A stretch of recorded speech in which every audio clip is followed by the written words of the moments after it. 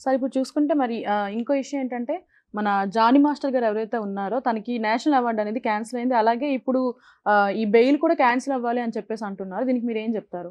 కదమ్మా! Bail cancel అవ్వాలని ఎవరు చెప్పక్కర్లేదమ్మా. అది ఆటోమేటిక్‌గా మనమే వద్దనుకున్నాం. మన జానీ మాస్టర్ లాయరే హుహుహు. వద్దనుకున్నారు. వద్దనేసారు. ఎందుకంటే ఇక్కడ కారణం రద్దు కాల. First hmm. Point award has not been cancelled. Okay. Award has not been negatived. Award ఒక ప్రోటోకాల్ ఉంది. హుహుహు. అంటే ఒక అవార్డ్ ఇచ్చినప్పుడు ఈయనకి అవార్డ్ అనౌన్స్ చేసినప్పుడు ఈయన మీద ఎలాంటి కేసులు లేవు. హ్మ్. ఆ కేసులు ఉంటే అప్పుడే ఇచ్చేవారు కాదు. సో అవును. కేసులేం లేవు. అప్పుడు ఇచ్చారు. హ్మ్. ఇచ్చిన తర్వాత ఇలాంటి కేసు అయితే ఏర్పడింది. సో హ్మ్. ఏర్పడినప్పుడు దోష, నిర్దోష హ్మ్. డిసైడ్ చేయలేదు కదా! కోర్టు డిసైడ్ చేయాలి. ఈ హ్మ్. లోపల ఈ అవార్డ్ కమిటీ డిసైడ్ చేయలేదు కదా! హ్మ్. ఆయనకి ఇచ్చేస్తే ఆయన దోషి కాదన్నట్టు అవుద్ది కదా! అవును. అందుకని వాళ్ళు అలాంటి కాంప్లికేషన్ ఉంటది కనుక వాళ్ళు నార్మల్‌గా సస్పెన్షన్‌లో పెట్టారు. హోల్డ్‌లో పెట్టారు. హోల్డ్‌లో పెట్టారు. Okay. They have not cancelled it or they have not రద్దు అనేది లేదు. హుహుహు. అది ఓన్లీ హోల్డ్‌లో పెట్టారు. కమ్యూనికేషన్ కూడా పంపించారు. It has been kept on hold. హుహుహు. బికాస్ ఎందుకంటే ఆ ఫంక్షన్ ఎక్కడ జరగాలి? ఢిల్లీలో. ఢిల్లీ ప్రెసిడెంట్ హౌస్‌లో. అవును. ఆన్ ది ప్రెసిడెంట్ చేతుల మీదుగా జరగాలి. సో, హ్మ్. అది చాలా ప్రోటోకాల్ ప్రెసిడెంట్ చేతుల మీదుగా ఒక దోషి కాదు. ఒక నిందితుడైనా సరే హ్మ్. అతనికి ఎట్లా ఇస్తారు? హ్మ్. అదొక ప్రశ్న అవుద్ది. తేల్చుకుని కదా ఇవ్వాలి. అవునవును. ప్రెసిడెంట్ స్థానంలో ఉండి అని అంటారు. కనుక ఆటోమేటిక్‌గా వాళ్ళు ఇలా పంపించారు మెసేజ్‌లు. ఓకే. వాళ్ళ పోలీస్ అలౌడ్. ఓకే. పోలీస్ ఎళ్ళిపోమని చెప్పింది. హుహుహు. ఎందుకంటే పోలీస్ కెనాట్ అబ్జెక్ట్. ఓకే. ఎందుకంటే it is order of the court. Court. అవును. ఆ ఆర్డర్‌ని మళ్ళీ మార్చాలంటే కోర్టే ఇవ్వాలి. హ్మ్. కోర్టే ఇవ్వాలి. ఖచ్చితంగా వాడు వచ్చేసి ఉండొచ్చు. కానీ జెన్యూన్‌గా మనం ఈ పాయింట్ కోసం అడిగాం. హ్మ్. ఈ పాయింట్ ఎప్పుడైతే లేదో నేను ఢిల్లీ ఎళ్ళాల్సిన అవసరం లేదు. మనం ఈ పాయింట్ అడిగి ఢిల్లీ ఎళ్ళాలి. ఈ హుహుహుహు. అవార్డ్ కోసం ఎళ్ళాలి. ఈ పాయింట్ పెట్టి అడిగాం మనం బెయిల్. సో, ఇంటరిమ్ బెయిల్ దీనికోసం ఇచ్చారాళ్ళు. ఓకే. ఆ ఇంటరిమ్ బెయిల్ ఏ కారణం చేత మనం అడిగామో, ఏ కారణం చేత వాళ్ళు ఇంటరిమ్ బెయిల్ ఇచ్చారో, ఆ కారణమే లేనప్పుడు హుహుహుహు. జెన్యూన్‌గా మాకొద్దు. ఓకే. మాకు అవసరం లేదు. మేము రెగ్యులర్ బెయిల్‌కి అప్లై చేసుకుంటాం. అప్లై రెగ్యులర్ చేసుకుంటాము. బెయిల్ వాడు అప్లై చేస్తున్నారు. రెగ్యులర్ హ్మ్. బెయిల్‌కి అప్లై చేసుకుంటాం అని చెప్పి మనం తీసుకోలా. ఓకే. పోలీసోళ్ళు ఎళ్ళిపోమన్నారు. పోలీసోళ్ళు ఎందుకంటే వాళ్ళకు ఇచ్చిన కంటెంప్ట్ ఆఫ్ కోర్ట్ అవుద్ది. అవునవును. కోర్ట్ ఇచ్చింది నిన్న ఆదివారం. హ్మ్. ఆదివారం హాలిడే. హ్మ్. సో, ఎవరు లంచ్ మోషన్ ఎయటానికి కానీ, ఇంకోటి కానీ కూడా ఛాన్స్ లేదు. ఓకే. సో, ఎవడు ఇవాళ ఏసి ఇవాళ తీసుకురావాలి. ఇవాళ ఏసి వాళ్ళు ఓకి మళ్ళీ వెనక్కెళ్ళనంత దాకా ఎందుకు ఆ దరిద్రం? హ్మ్. జెన్యూన్‌గా మనం దీనికోసం అడిగాం. ఇది ఎప్పుడైతే లేదో వద్దు. జనరల్ రెగ్యులర్ బెయిల్‌కి అప్లై చేసుకుంటాం అని చెప్పేసి హ్మ్. మనమే మనమే బయటికి రాలా. మనోళ్ళే అవును. బయటికి రాలా. ఇప్పటి వరకు ఈ కేస్ మీద ఎలాంటి అప్‌డేట్స్ వచ్చాయి సార్? అంటే ఇంకెంత టైం పట్టొచ్చు దీని మీద క్లారిటీ రావడానికి? ఫోక్స్ కేసు క్లారిటీ రావడానికి డెఫినెట్‌గా 1 మంత్ పడుద్దమ్మా. హుహుహు. ఎందుకంటే లెక్క ఏంటంటే 90 రోజుల లోపు హుహుహు. ఛార్జ్ షీట్ ఎయ్యాలి. ఓకే. ఛార్జ్ షీట్ ఏసినాకే కోర్టులో వాదాలు. హ్మ్. ఈ ఛార్జ్ షీట్ ఏసేలోపు ఈయన్ని వదిలిపెట్టడం కోర్టు దృష్టిలో ఉంది. హ్మ్. ఛార్జ్ షీట్ ఛార్జ్ షీట్ అంటే 90 రోజులు. వాడు 90 రోజుల దాకా లాగితే 90 రోజులు జైల్‌లో ఉండాల్సొస్తది 3 నెలలు. ఓకే. అది వీళ్ళు కోర్టులో వాదించొచ్చు. హ్మ్. ఎందుకంటే రీసెంట్‌గా అలహాబాద్ హైకోర్ట్‌లో ఒక వాదం వచ్చింది. హ్మ్. ఇలా ఫోక్స్ కేసులో అయినా కూడా నిందితుడే కదా!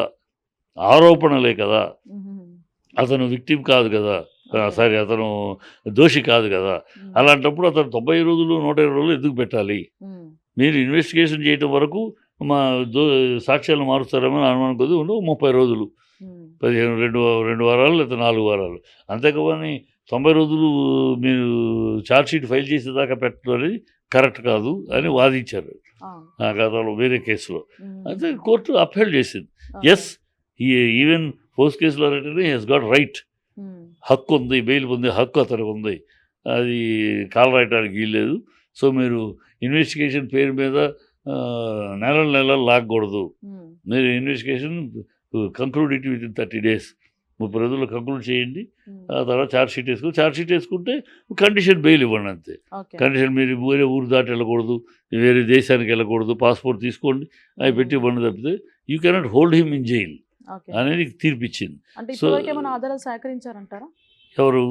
ఇట్లా ఈ కేస్‌కి సంబంధించి ఆధారాలు. వాళ్ళు ఏముంటాయి ఆధారాలమ్మా? ఈ పచ్చి హ్మ్. అబద్ధాల కోరు వాళ్ళ ఆధారాలు సేకరిస్తే అన్ని కోర్టులో పట్టా అని పేలిపోతది చూడమ్మా.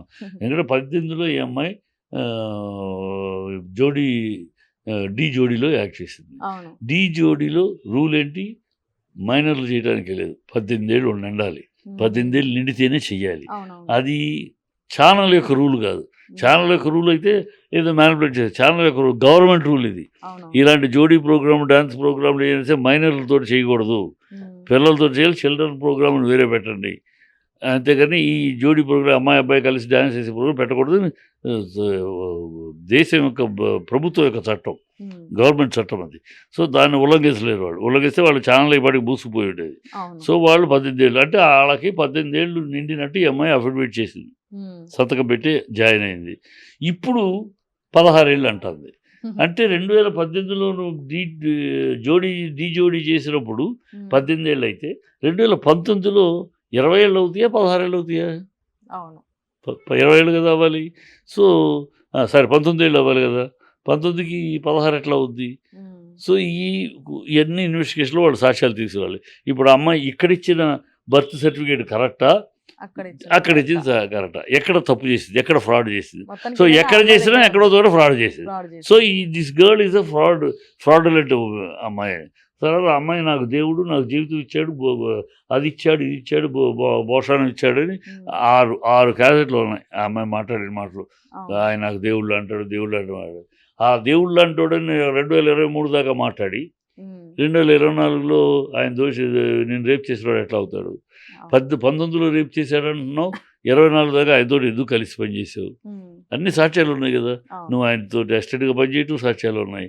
నువ్వు ఆయన హీరోగా, నువ్వు హీరోయిన్గా ఒక సినిమా చేయటం, సినిమా ముహూర్తం చేయడం, దాంట్లో సాంగ్ షూటింగ్ చేయటం సాక్ష్యాలు ఉన్నాయి.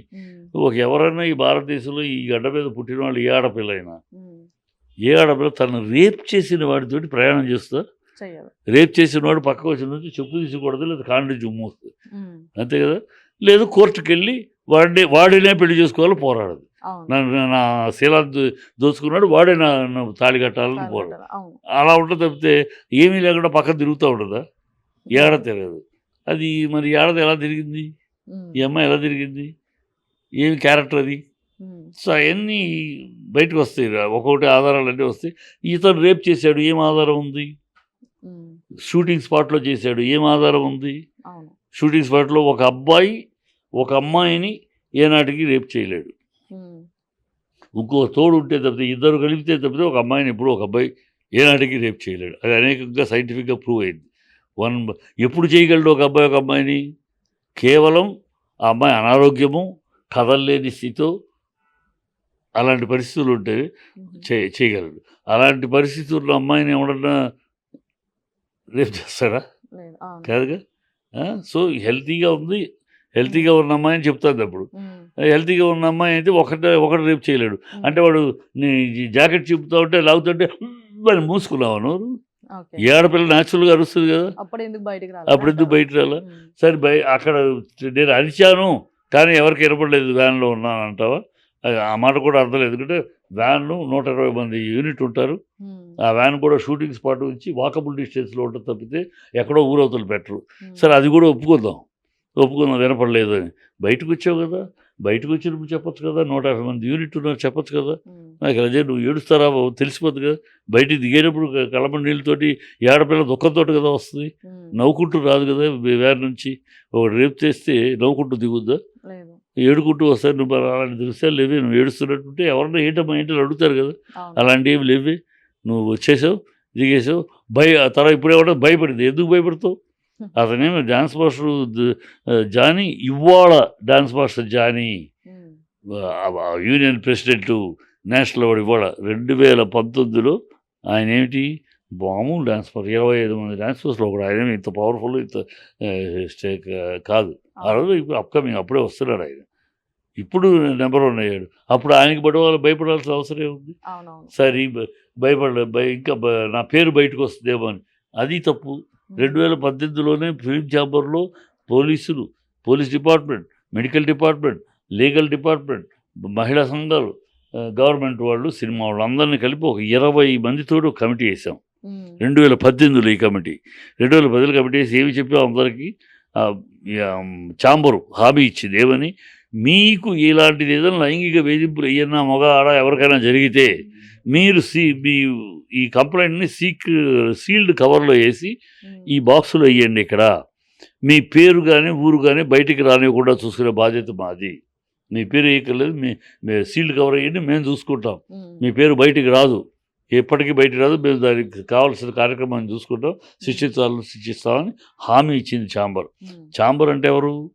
ఇండస్ట్రీకి హెడ్, మా అన్ని అసోసియేషన్కి హెడ్. అది ఛాంబర్ ఇచ్చేదాన్ని. ఇంకా ఛాంబర్ హామీ ఇచ్చినాక నువ్వు ఆ రోజు అక్కడ చెప్పలేకపోతే ఇక్కడికి వచ్చి కంప్లైంట్ ఇవ్వచ్చు కదా, సీల్డ్ కవర్ ఇవ్వచ్చు కదా.